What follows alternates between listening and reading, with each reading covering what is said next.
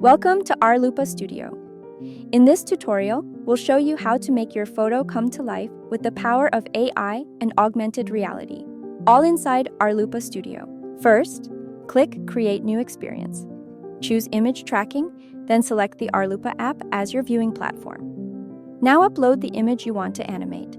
The system will automatically rate your image to make sure it's suitable for AR.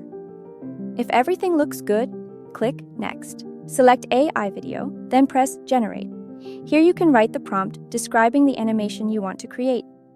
Choose the AI engine, Polo or Kling, and select the length of your animation. After that, click Generate again. In a few moments, your AI video will be ready. If you're happy with the result, click Next. You will enter the Studio Editor, where you can reposition, rescale, or rotate your video to perfectly match the image. Once everything looks right, click Publish. That's it.